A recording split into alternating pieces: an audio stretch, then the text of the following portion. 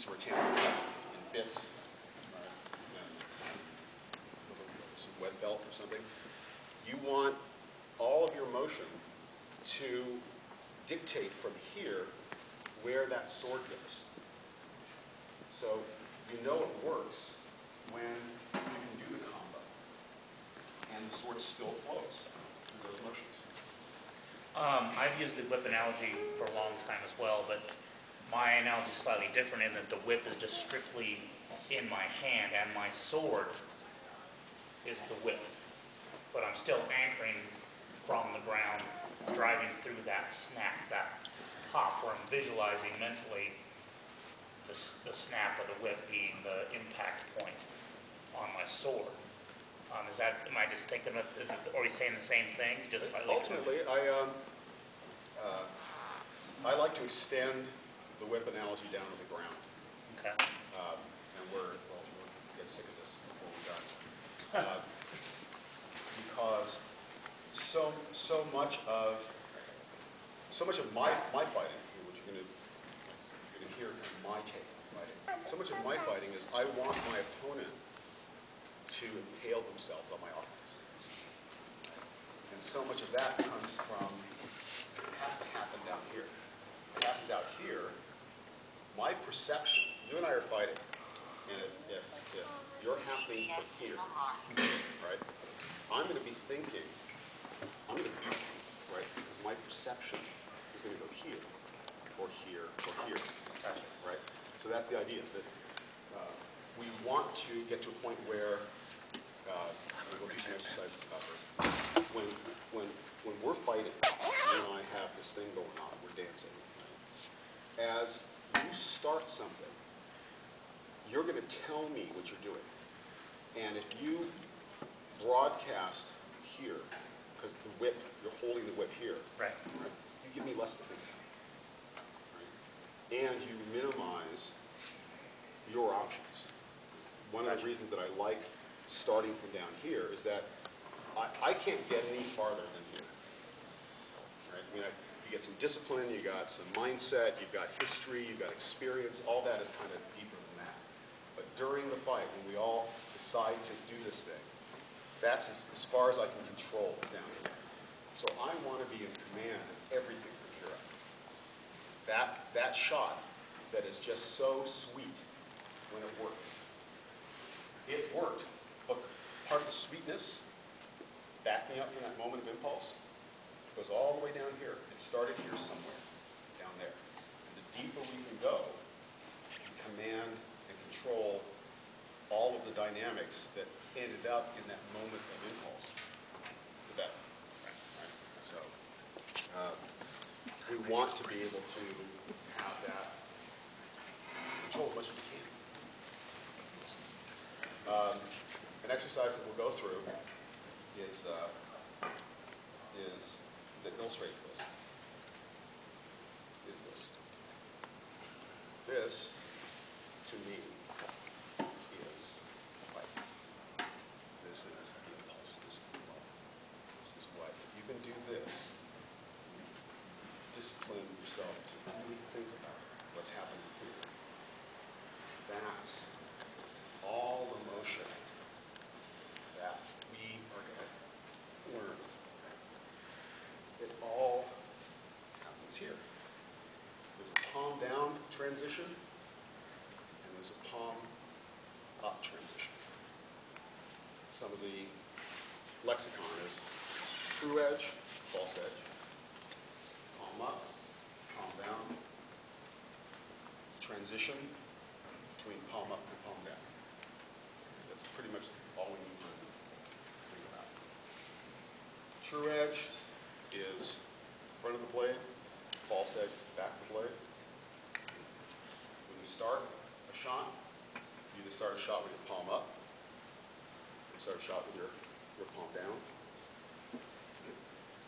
When you transition from a snap, it's a palm up, true edge shot, that's an onside shot. So we have three things. True, false, up, down, on, off.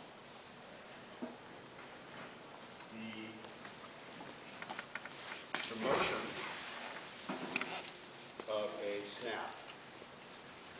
holy grail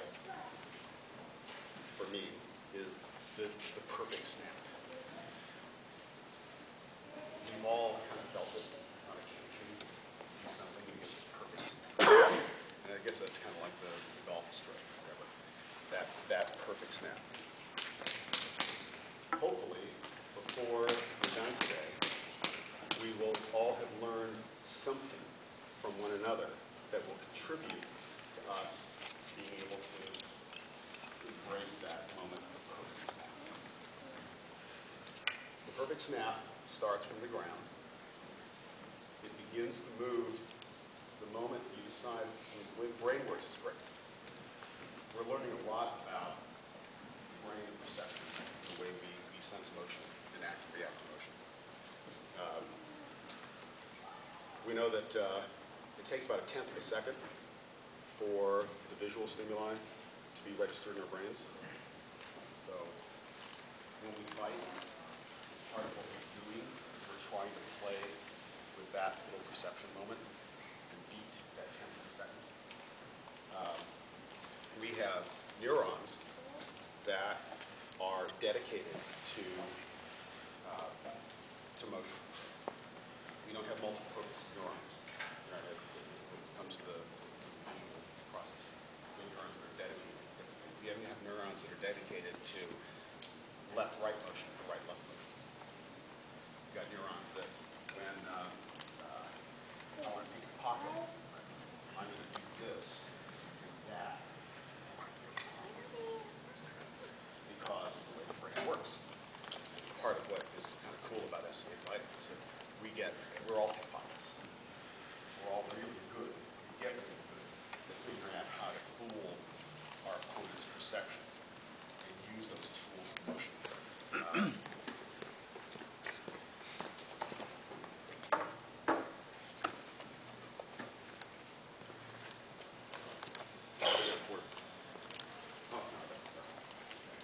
So, you've heard, anybody know what smooth pursuit is?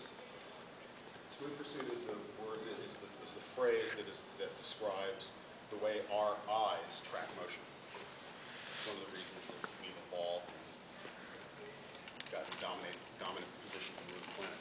So, smooth pursuit is our brain's ability to ignore everything but the motion.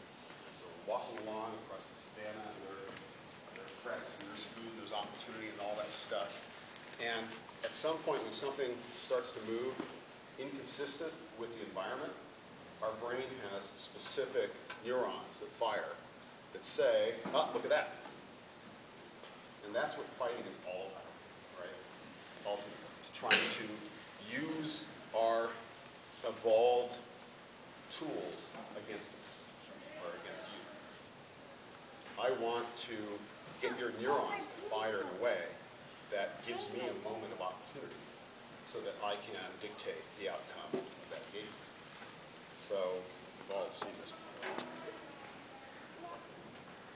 The reason that works, the reason that we as adults aren't stupid, actually kind of look and go, oh, of course he didn't really grab the cord. It's a magic trick. It's like my children when they were young. I was like, oh, see? Isn't that cool? And my daughter said, nothing cool. It's just magic. I know that, Dad. It's magic. One of the reasons that this still works, one of the reasons that we still allow ourselves to kind of be fooled for that is because of the hardwiring of our neurons. That smooth pursuit process, when I do this and I do that motion, in part because I'm looking at it, you fill in the blank. Your brain does it. It automatically does it. You don't want it to. You're like, oh, damn, of course, it's a magic trick. I know exactly what he's doing. It's in his other hand. But for that moment there, you were taken down that path. You're like, oh, it's not in that hand. We are hardwired. We have neurons that literally are dedicated to left-right motion